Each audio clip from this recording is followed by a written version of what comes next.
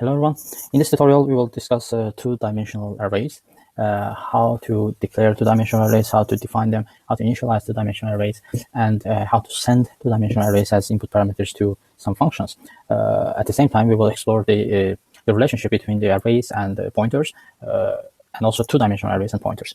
Okay.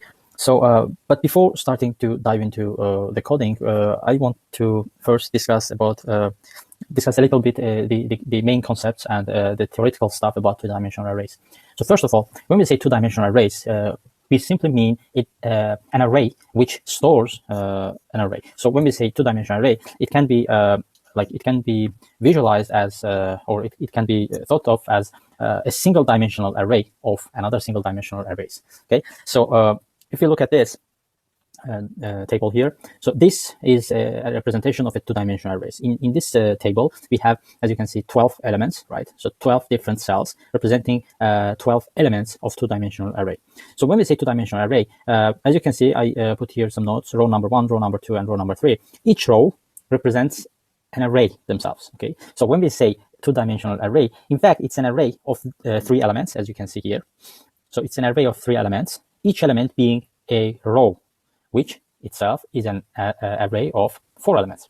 Okay, so but this is just a how to say a theoretical representation of two-dimensional arrays, just like matrices.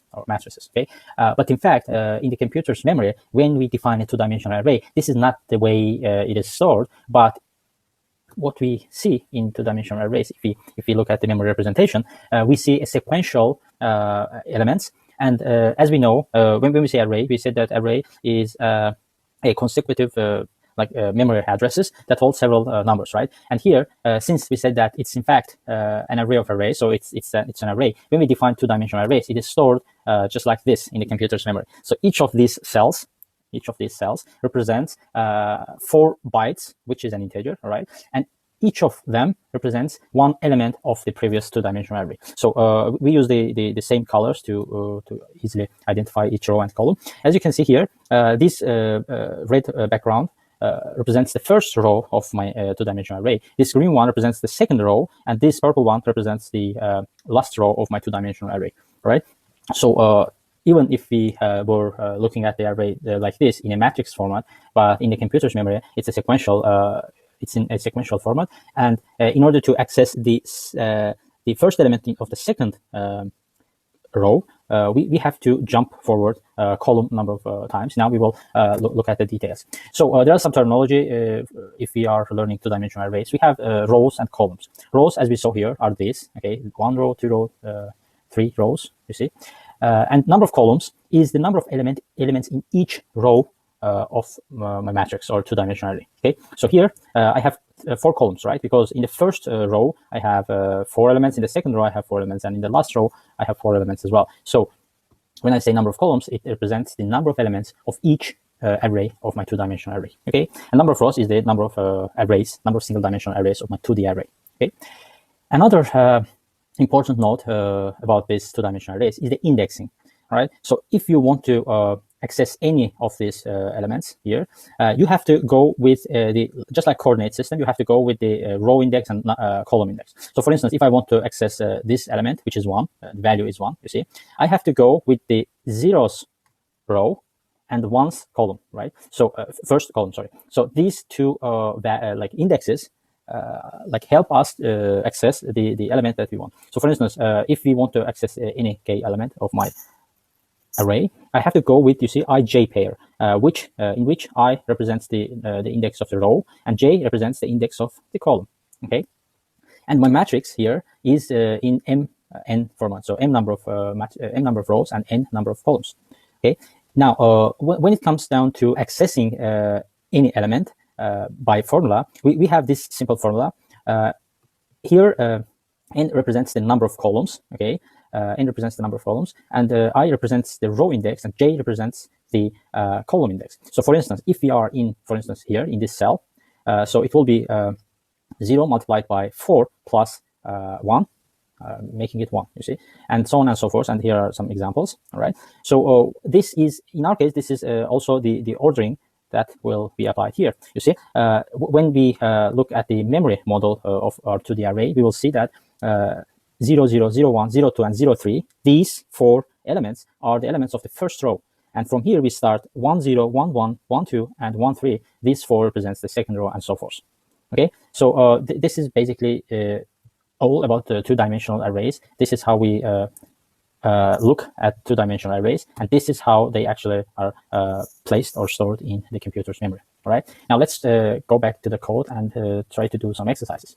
Okay, first of all, let's see how we can, let me see.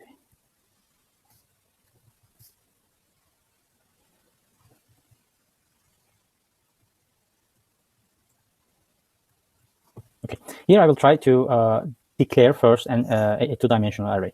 So first of all, in order to declare a single-dimensional array, if you remember, we have to provide the data type that each and every element of this array will be of. So if it is an integer array, we have to specify that it's an integer. We have to give a name, for instance, array 1D, if it was a 1D array, 1-dimensional array, and, for instance, 5 elements.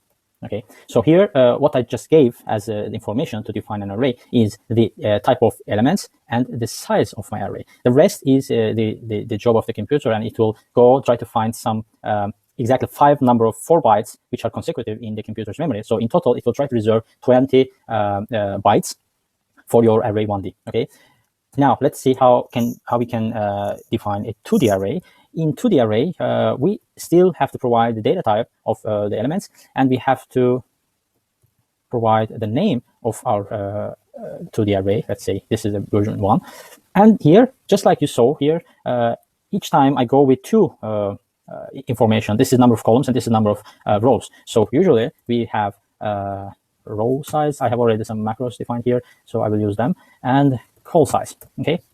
So now what we achieve by executing this statement is that we will have an array, a 2D array of like row size number of rows. So it will have 3 rows and it will have 4 columns. Okay, and how they are located, we already saw here. Even if we give those information separately, we have this one in the computer's memory. So in total, we will have 12 memory slots for like integers, and in total, it will give us 48 number of bytes from the memory, and those 48 bytes should be consecutive in the computer's memory, in the RAM. Okay, in our stack. So this is the definition of our 2D array. Okay, and now let's try to see how we can possibly print these elements of my 2D array. So if you know nested repetitions, we can simply stick with the nested repetitions. We need 2 repetitions here. So for int, let's say row index starting from 0. If you remember, we have index 0, we have index 1, and we have index 2. If we have 3 number of rows, we start counting from 0, just like a single-dimensional array. Row index is less than row size. It's strictly less than because you wouldn't like to have some overflow. So, and another, the next one is row index plus plus. Okay. So this is the repetition which will go over the rows. Not the elements of the row, but in general, the rows, because this is kind of like a superficial traversal. This is like your 2D array is an array of arrays, right? So as I said, it's an array of arrays. So the first array phenomenon will be, or the first array will be traversed or will be walked through by using this one, because this index will be 0, will be 1, and will be 2. Okay, so just like the indexes of our rows. Okay, so per each row, if I want to print the elements of each row, what should I do? I should create another repetition. This time, the index that I will use is column index, starting from 0. As you can see, we start counting from 0, 1. This is the second value of the pair. 2 and 3. We stop at n-1. So that means it will, column index will go until, but not included, column size and column index plus plus.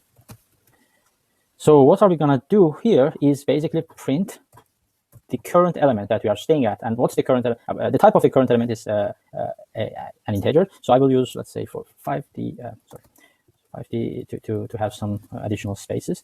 And I will have, let's say, 5.3. And I will have the now how to access the element which lies in row index and column index position. It is by using the name of the array and these 2 brackets. So we have row index and we have column index. Okay. Now, by the way, these are called subscript operators, just like we have. Let me see if I have it here or no. Okay, just like you are saying array 2, 3. Okay, so these are the subscript operators. This represents the index of the row, and this represents the index of the column. And if we take a look at this, let me see. As you can see, we have so many values here. Okay, so many values, and all of them are in a single line. Let me show you. You see, they are in a single line, but we wouldn't like to have this. So how can I make it right? So after printing, let's say, after printing a single line, I would like to print a new line character so that the next row's elements will be placed in the second in the next like line when I print it. So let's try again. So as you can see, I have 3 values here, 3 values in the second. Let me see, 1, 2, 3. Okay, but it doesn't look right because. Okay, so in order to be able to see them effectively, we should initialize, because if we do. If you go with uninitialized array, we will see that you see that these are some garbage values, and also apparently we cannot see the right number of elements here. Okay, so let's try to initialize our array. Okay, so initializing an array would go like this. By the way, I will delete this one. This is not necessary here. Okay, so the first way to initialize this is just to put the elements. So since this is an array of 3 arrays, so I will have 1 array, 2 arrays, and 3 arrays. All right, and each of these arrays can hold up to 4 elements, right? So let's say something like this, some values here, some values there. Okay, now this is the initial value of my 2D array, and I'm just printing it just like I was trying before. So let us try again.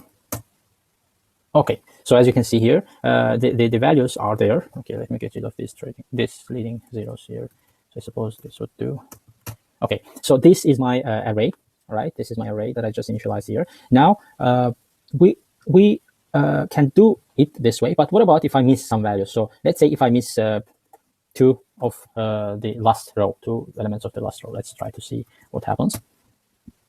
Look, these are initialized by zeros. Now, what about if I have, let's say, only 1 element in the first row? You see, the rest is initialized by zeros. Okay, so so on and so forth. You can try it yourself. And also, we can do something like this. So if I do this, look what happens.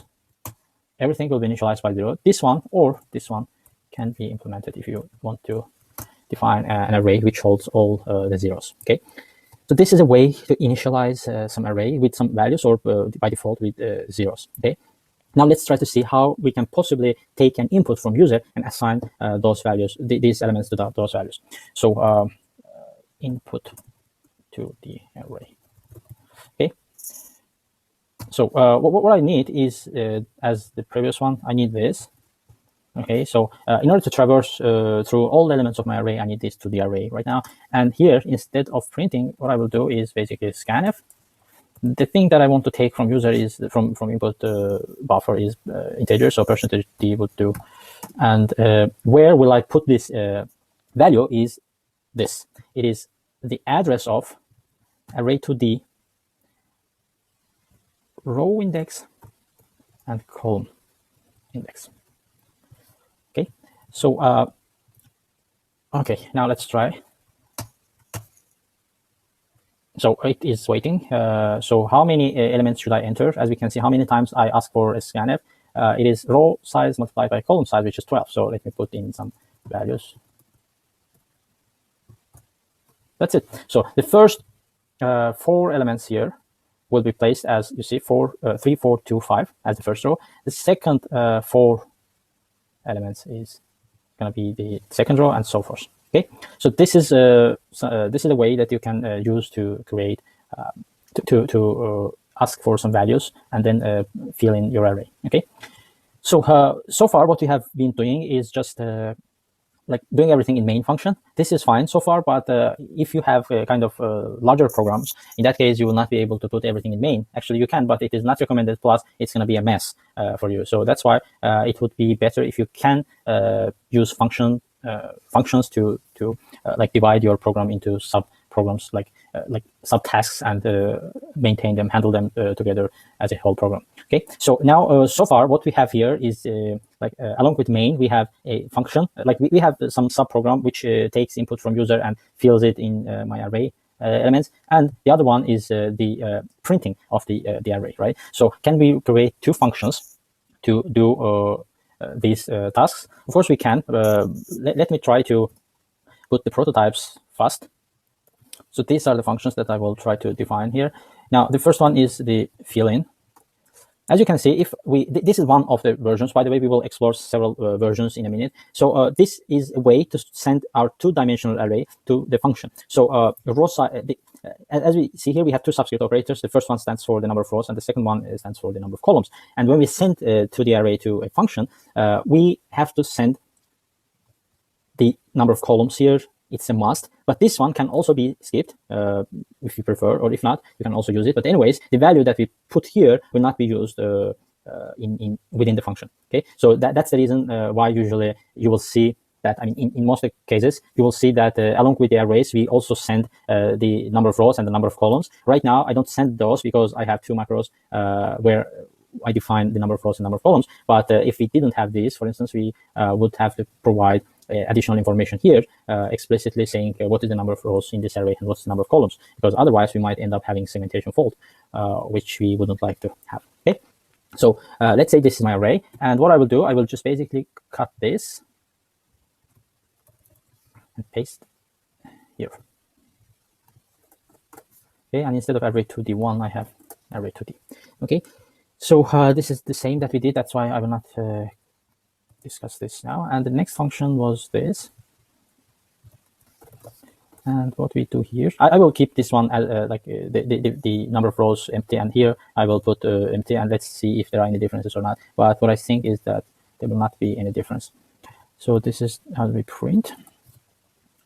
Okay, and now what we do here, it is fill in, and I say and I send the array. Okay, so since here as input parameter I show to the array, if I send the name of the array, it's just gonna do fine. And next is print array. Okay, now let's see if it will do as the previous version of the program did or not. So let's print. Now what does it say?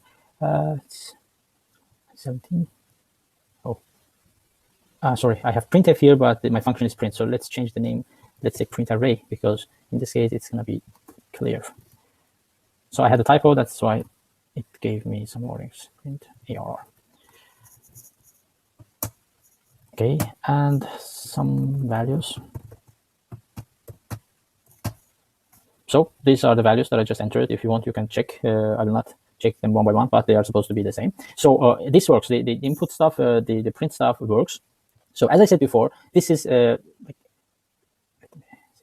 and we deleted the first one. Okay, so these are two of the several ways to send to the arrays to functions. Now we will explore several other options. Okay, in the example of printing, but you can also implement the same techniques to fill in or to do some other stuff as you wish. But as I said, we will only explore those techniques in the print example. Okay, so let's get started.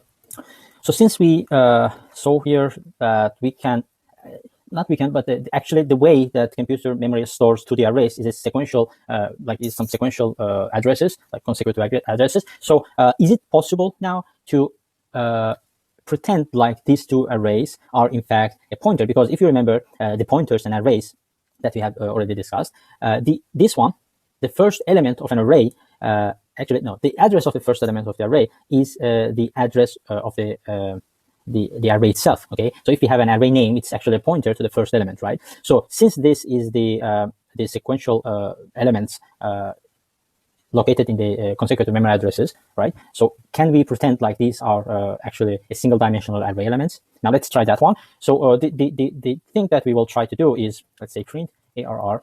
I will say version 2 Okay, and here, instead of sending array to the row size and call size using two subscript operators, I will use this one, array 2D. Okay, now let's see if it is possible, and if it is, how. Okay, so this is the function definition. Now, what I will try to do here is we need these two repetitions, so I will copy and paste. I'm a lazy guy here. And now, instead of printing this, let's see what we should print. So again, I will get back to the presentation and will show you this. So as you can see, you see this 0, 1, 2, 3, blah, blah, blah, blah, through until 11, right? And how we obtain these ordering, obtain these numbers, as you can see, according to this formula, all right? So these were the values here, but if we go to the next slide, we see that here, this is also the ordering in the actual memory, right? So can we use this logic, can we use this formula to achieve, like to obtain the each and every element that we want out of this to the array? Now we will try to do that. And how we do this is we will treat this array 2D as a single dimensional array. That means we can have one subscript operator. And what should be put here is this formula, right? So the index of the row, all right? So what is the row index? It is row index, right? I will copy and paste it here. Okay, multiplied by the n. N here, in our case, is the number of columns. And what is the number of columns here? In our case, in the code, is column size, right? So I will copy and paste it here. And plus the column index, right? J. In our case, it is column index. Okay, what we do basically is this. If, for instance, if we are printing the first row, so it will be row index 0. So that means we will directly start from column index. So 0, 1, 2, 3. And from here on, it is the second row. So it will be like 4 multiplied by 1, because the second row means I is equal to 1. The row index is equal to 1. Plus column index, so it will start counting from 4. And here it will start counting from 8. And if we had one more row, it would start counting from 12. Okay, so this is another way. And let's try to see. No, I didn't call it, so print array version 2. Okay, I called it. Let me compile. And what does it say? So as you can see, it is it says that it's incompatible so this array 2D is incompatible with the pointer, integer pointer. Actually, it's right, because we didn't explicitly say that we are sending an address of integer. Okay, so there are two ways to do this. The first way is that, as we said, the address of the array is in fact the address of its first element. So in our case, what is the first element? It is the first row, first column. Okay, the element which lies in the first row and first column. So I will say 0, 0's row, 0's column, and its address. Okay, so this is one way to do this. Let me try again. So you see, there's no warnings, and I have some. Okay, so this is my array, right? And the second way would be this. It is by explicitly typecasting and saying that, okay, this is an integer pointer. So in fact, the value that this stores is a pointer, is an address. So there's not like nothing bad to convert it to into a pointer. But anyways, later on when we learn dynamic memory allocation, we will see that we might easily work with only pointers. But here, because the way that we define our arrays is a static way, so that's why we have some kind of hardships to send those two functions. Okay, so let me try to compile again and run. Okay, so this is my array. As you can see, I have several more inputs, but anyways, this is skipped thanks to the buffer. So this is the second way of sending this array to a function which receives, like, which accepts only input as integer pointer to an integer. Okay, so this is the second way. Another way would be even more interesting, which is the following. So it would be, okay, let me name it as version 3. Okay, and here it will be this. Okay, so this is also possible. So what this mean is that I have a pointer to an array of column size. So that means I have several rows, but I don't know how many. Okay, and each of which will have column size. Okay, so let's try to define this version. Okay, so in order to do this, we need some something as we did before. It is like, because this is just like this one, but the way that we represent is by using pointers, by using asterisk here. I will copy this and paste it here and see if it works out well or not. Okay, so let me version 3 array 2D 1. Okay, so let's try to compile this, and let's see if it will work out. First of all, let's see if it will compile or not. So it compiles because it was just like, as I said before, print array. So let's see. Okay, let me get rid of this fill array, and because we will have anyways zeros filled in automatically. So as you can see, this is an array of the 2D array of zeros. Okay, so this is it. And the last one that I would like to discuss with you, the last version to send an array, which is something that you will use a lot when you jump to the dynamic memory allocation stuff. And in order to be able to get prepared, I will also show you this version. But this is kind of not so straightforward way. But anyways, let's try to explore that one too. So here, what we are sending is a pointer to pointer to an array, to an integer. So why pointer to pointer to an integer? It's because since we said here, what is that? Since we here said that an array is an array, like it's a single array of single arrays. So each of the elements are single dimensional arrays themselves as rows. Okay. So if we treat this one, like one row, as a pointer to the first element, right? This one, and I have 3 pointer to integers. And if I treat that one as like pointer to, because, okay, let me show you this. So if I have an array, okay, of integers, so I can treat it as a pointer to an integer, right? So, but what about if I have int array 2D, which itself is an array, you see, of single dimensional arrays. So, and as we said, a single dimensional array is a pointer to an integer, and this one is an array itself. So it will be a pointer to an integer. Okay. So again, as I said, when we explore dynamic memory allocation, it will be even more clear. But here we can just try to understand it as the way it is. Okay.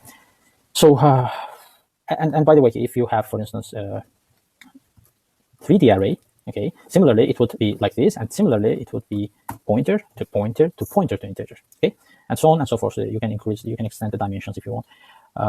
Okay, so let me see. Now here we have to define this function as the last one.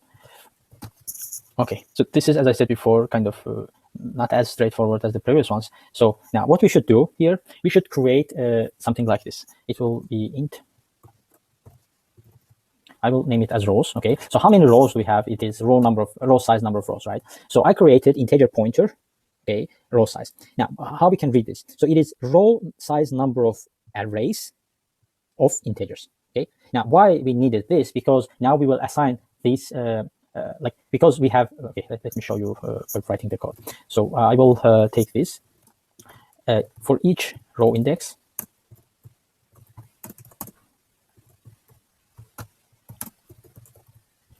So for each row index, what I will do, I will initialize row index, okay, with something. All right. Now, what is that thing? What should I initialize it with? So if we get back to here, if you remember this formula, we have this I multiplied by n, which is the base for each and every row. So base for the first row is 0, the base for the second row is 4, and for the third one it is 8, and so on and so forth, right? So this rows array is kind of an array that stores the base addresses for each rows, okay?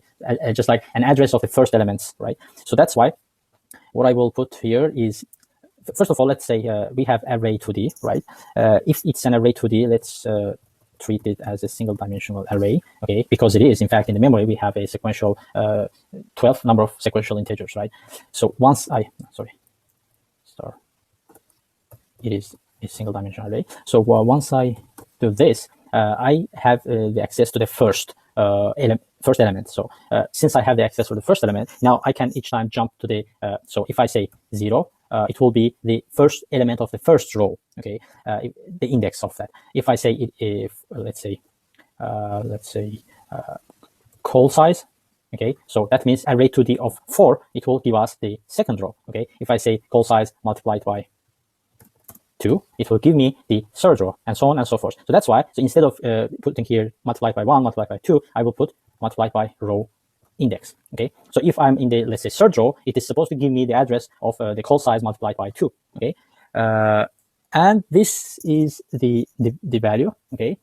And what I need the address of this, okay? I need the address of this because this is, let's say, this element, and I need the address of this because I will keep it in my array rows. And let's say expression myself.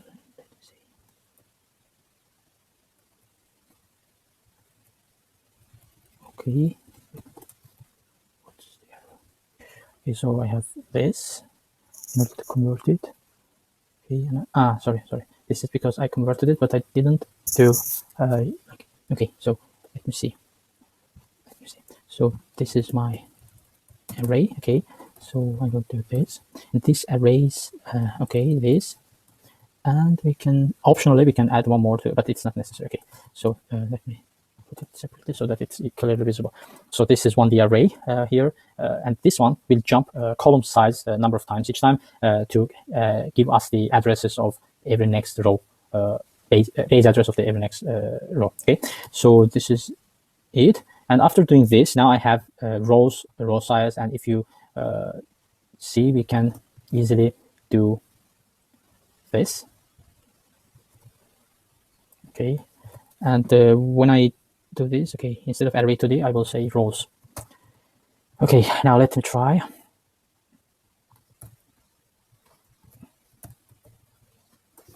Okay, array 4, let's see. We will see some kind of incompatible types. Why? Because this is a statically defined array, and we need some pointer to an integer. So let's typecast it here, int pointer to pointer, and let me try again.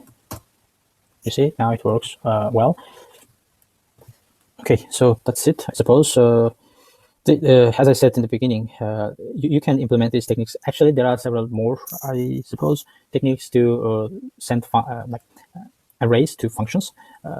No matter it's 2D array, single array, or I don't know, n-dimensional array. But these are a few of those, and we demonstrated them in this print example. But you can also use them for filling, or later on, maybe in the future, we will do several other tutorials. For instance, doing some matrix multiplication, or doing some kind of different stuff with matrices, or even if it's not a matrix, with some n-dimensional arrays. And in those tutorials, you will see that we can use any one of these techniques, okay, to pass a two-dimensional array their function.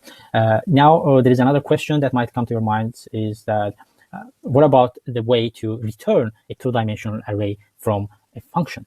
So that's something very tricky, in fact, because in C, you can, first of all, let me put it straight, you can do that, but this is not recommended, and we don't know the techniques to do that so far, because if you create like this an array, this is a static way of defining an array, and if you define something statically and return its address or return this value back to the caller, in that case, the odds are that in the future, you might end up having some kind of problems like Stack Overflow or segmentation, not Stack Overflow, but segmentation fault errors, because when you return some statically defined memory address, because it's the current scope will be erased from the memory, so that there's a chance for other variables later on come put their data in the address that you return. So this might be a problem, a huge problem for you later on. So that's why we will see returning arrays from functions in the future when we learn dynamic memory allocation. Okay, so I suppose you enjoyed the video, and sorry for making it a little bit longer than probably you expected. I hope we could deliver some valuable information. Okay, so take good care of yourself, and see you in the next tutorials. Bye-bye.